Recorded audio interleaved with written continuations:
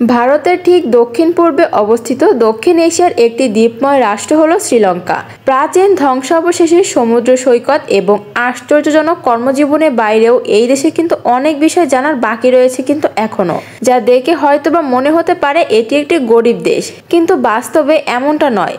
শ্রীলঙ্কার পর্যটন, প্রাকৃতিক সৌন্দর্য, ইতিহাস, ঐতিহ্য, ধর্মীয় স্থান এবং অজানা অনেক কিছুই আছে যা আমরা কিন্তু এখন পর্যন্ত জানি না। তো আজকের ভিডিওতে জানতে পারবো। তাহলে চলুন শুরু করা যাক আমাদের আজকের ভিডিওটি শ্রীলঙ্কা দেশটিকে নিয়ে।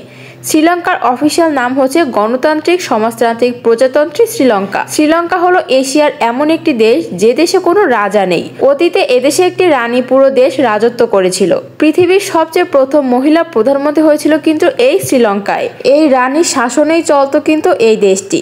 একটা সময় দক্ষিণ ভারতের রাজা এই দেশ হাতিয়ে নেয় এবং এই দেশকে তার আয়ত্তে নিয়ে নেয়। তবে 16শো শতাব্দীতে পর্তুগালের কিছু ব্যবসায়ী শ্রীলঙ্কাতে আসে ব্যবসা করার জন্য। তখন তারা শ্রীলঙ্কার রাজধানী পরিবর্তন করে ক্যান্ডিকে রাজধানী বানিয়ে দেয় এবং এই দেশের নাম রাখে সেই লাও। তো 1956 সালে এই দেশে হল্যান্ড আয়ত্ত করে নেয়।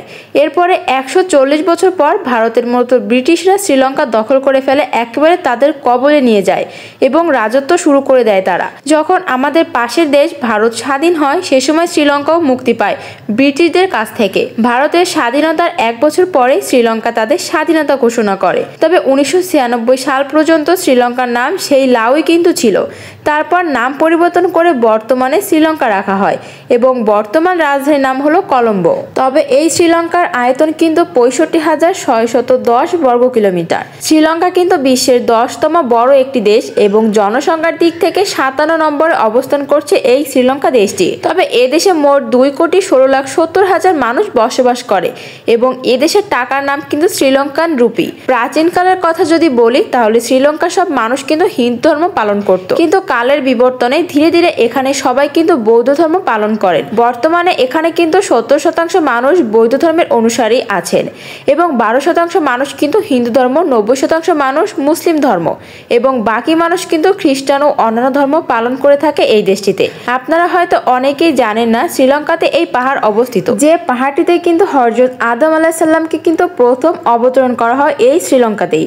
এই পাহাড়ের চূড়ায় একটি পায়ের ছাপ আছে যার দৈর্ঘ্য কিন্তু 5 ফুট 7 ইঞ্চি এবং প্রস্থ 20 ফুট 6 ইঞ্চি। শুনতে অবাক লাগলে কিন্তু একেবারে সত্য একটি ঘটনা। বৌদ্ধ ধর্মের মানুষ বিশ্বাস করেন এই পদচিহ্নটি গৌতম বুদ্ধের, হিন্দুরা বিশ্বাস করেন এই পদচিহ্নটি তাদের দেবতা শিবের এবং মুসলমানরা ও খ্রিস্টানরা বিশ্বাস করেন এটি পৃথিবীর প্রথম মানব আদম আলাইহিস সালামের পায়ের চিহ্ন। শ্রীলঙ্কা কিন্তু এডুকেশনের কথা বলতে গেলে এশিয়ার মধ্যে সবচেয়ে শিক্ষিত মানুষ এই দেশেই কিন্তু মনে করা হয়। সব থেকে শিক্ষিত মানুষ এই দেশেই রয়েছে। এদেশে কিন্তু ছেলেদের তুলনায় মেয়েরা বেশি শিক্ষিত এবং সব মিলে প্রায় 96.3% শিক্ষিত মানুষ রয়েছে এই দেশটিতে।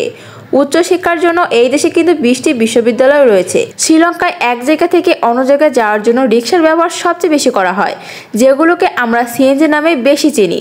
তাদের ভাষায় এটিকে টিম টিম বলে। বন্ধুরা, শ্রীলঙ্কা দেশের আজব গজব সব রহস্য নিয়ে কিন্তু আজকের ভিডিওটি আমাদের এখানেই শেষ হলো। তো আপনাদের কাছে ভিডিওটি কেমন লাগলো অবশ্যই কিন্তু কমেন্ট করে জানাবেন। যদি নারীদেরকে উপভোগ করতে চান, সুন্দরতম নারীদেরকে দেখতে চান, তাহলে কিন্তু আপনার জন্য এই শ্রীলঙ্কা দেশটি সর্বোত্তম। তবে আপনি হয়তোবা এই তথ্যগুলো আজকের আগে কখনোই শোনেননি বা জানতেনই না। এর মধ্যে কোন বিষয়টি আপনার সবচেয়ে বেশি ভালো লেগেছে তা কিন্তু অবশ্যই কমেন্ট বক্সে আমাদেরকে জানাবেন। বন্ধুরা, আপনাদের যদি মায়া জাদু চ্যানেলের আজকের ভিডিওটি ভালো লাগে থাকে তাহলে কিন্তু অবশ্যই আমাদের চ্যানেলটি সাবস্ক্রাইব করে আমাদের পাশে থাকবেন। আর পরবর্তী কোন দেশ সম্পর্কে ভিডিও দেখতে চান অবশ্যই কিন্তু কমেন্ট করে জানাবেন। আপনাদের একটি সাবস্ক্রাইব কিন্তু আমাকে অনেক কাজের উৎসাহ দেয়। সবাই ভালো থাকবেন। খুদা হাফেজ।